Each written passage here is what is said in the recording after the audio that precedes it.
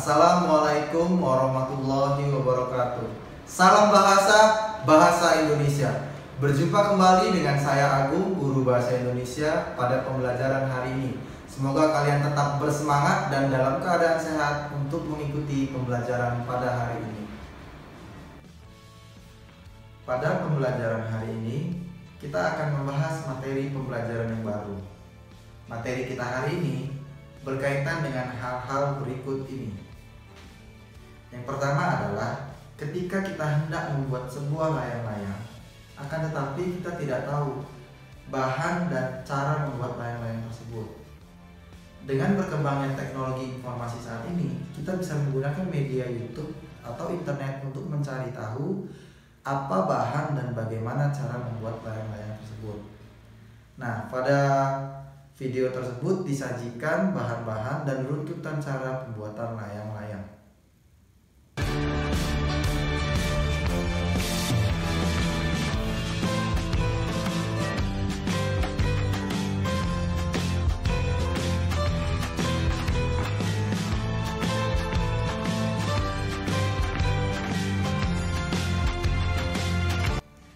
Yang kedua, ketika kita membeli sebuah produk, baik itu makanan, minuman, barang elektronik, ataupun yang lainnya, biasanya di sana terdapat petunjuk penggunaan atau petunjuk penyajian. Misalnya saja pada kemasan makanan dan minuman di bagian belakangnya, itu terdapat petunjuk penyajian makanan ataupun minuman tersebut. Atau pada saat membeli barang elektronik, itu juga terdapat buku panduan ataupun secari kertas yang memandu kita bagaimana cara menggunakan barang tersebut. Yang ketiga adalah ketika kita membaca sebuah buku, baik itu buku resep makanan ataupun buku tuntunan salat.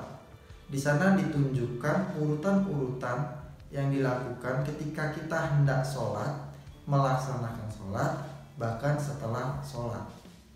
Atau di buku resep makanan, di sana disajikan atau ditampilkan bahan yang diperlukan, bagaimana cara membuatnya, sampai dengan bagaimana cara menghidangkannya. Ya, dari penjelasan tadi, apakah kalian sudah tahu materi kita hari ini kira-kira tentang apa?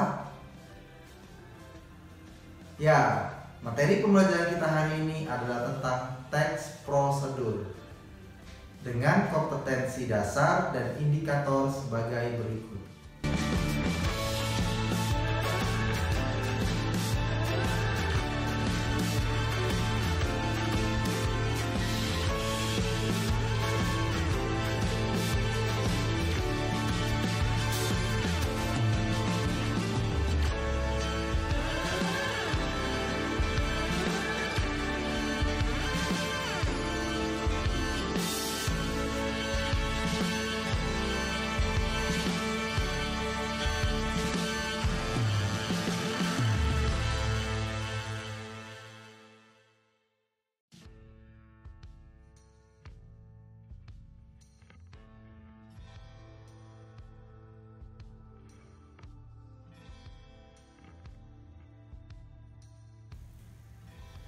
Materi pembelajaran kita yang pertama adalah tentang pengertian teks prosedur.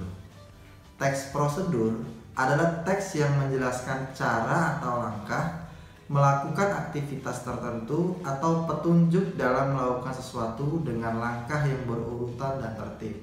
Jadi teks prosedur di sini isinya tersebut berupa cara-cara atau langkah-langkah dalam melakukan suatu aktivitas atau kegiatan tertentu. Misalnya seperti contoh sebelumnya tadi, cara pembuatan layang-layang, ataupun urutan-urutan dalam langkah salat, ataupun dalam membuat menu makanan. Itulah pengertian dari teks prosedur. Yang kedua adalah tujuan dari teks prosedur adalah menjelaskan cara melakukan suatu kegiatan agar kita pembaca dapat mengikuti langkah-langkah tersebut, mulai dari melakukan sesuatu, membuat sesuatu, ataupun menggunakan sesuatu. Seperti contoh sebelumnya tadi, tujuan dari kita menyaksikan video tutorial cara membuat layang-layang adalah agar kita sebagai penonton atau pembacanya mengetahui cara-cara atau urutan-urutan dalam membuat layang-layang. Materi berikutnya adalah tentang ciri umum dari teks prosedur. Ada 3, yakni yang pertama, terdapat kalimat perintah, kalimat saran, dan kalimat larangan. Yang pertama adalah menggunakan kalimat perintah. Kalimat perintah adalah kalimat yang mengandung makna memerintah atau meminta orang lain untuk melakukan sesuatu. Seperti kita minta tolong kepada seseorang untuk mengambilkan sesuatu misalnya. Atau kita minta tolong kepada adik kita. Tujuan kita dari minta tolong adalah agar orang yang kita mintai tolong itu tersebut melakukan sesuatu sesuai dengan keinginan kita. Itu yang disebut sebagai kalimat perintah. Contohnya ada 2. Yang pertama adalah kalimat perintah biasa. Ambilkan aku buku. Contoh yang kedua, matikan lampu itu. Nah, itu contoh dari kalimat perintah biasa. Kemudian kalimat perintah ajakan adalah kalimat perintah yang biasanya dia menggunakan kata-kata ajakan. Seperti, ayo cuci tangan pakai sabun. Di sini menggunakan kata ajakannya adalah ayo. Contoh yang kedua, mari kita berangkat kerja. Menggunakan kata ajakan mari. Kemudian ciri umum teks prosedur yang kedua adalah menggunakan kalimat saran. Kalimat saran adalah kalimat yang berisi saran kepada orang lain untuk menyelesaikan suatu permasalahan. Contohnya, lebih baik terlambat daripada tidak sama sekali. Atau, potensi wisata di daerah ini semestinya dapat dikembangkan lagi. Nah, itulah contoh dari kalimat saran. Jadi kalimat saran, kalimat yang berisi saran atau masukan terhadap orang lain untuk memecahkan suatu masalah. Nah, ciri umum yang terakhir adalah menggunakan kalimat larangan. Kalimat larangan adalah kalimat yang digunakan untuk menyampaikan larangan terhadap sesuatu. Misalnya, kamu tidak boleh buang sampah sembarangan. Contoh yang kedua, jangan pernah percaya janji-janji manisnya.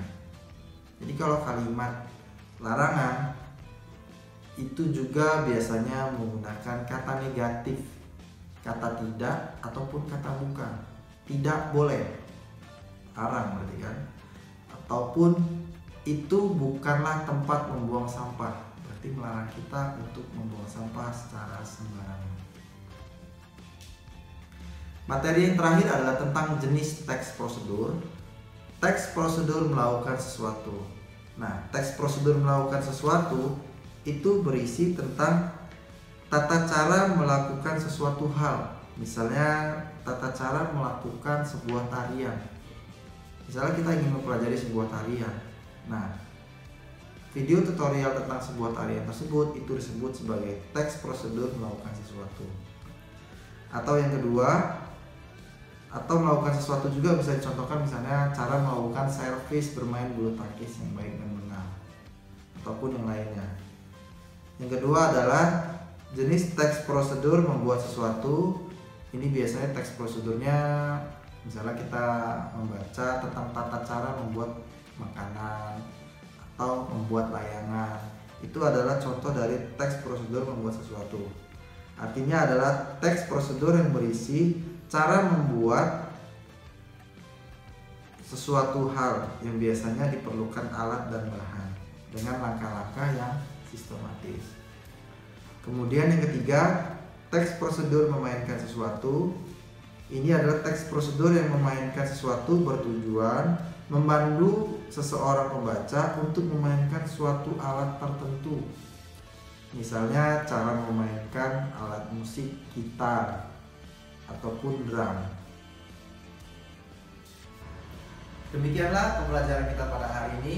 Semoga kalian bisa memahaminya dengan baik. Namun, apabila ada hal-hal yang ingin dipertanyakan, kalian bisa menghubungi Bapak secara pribadi. Agar tidak terlewat informasi penting dan pembelajaran berikutnya, kalian bisa subscribe dan aktifkan lonceng pada channel ini. Terima kasih.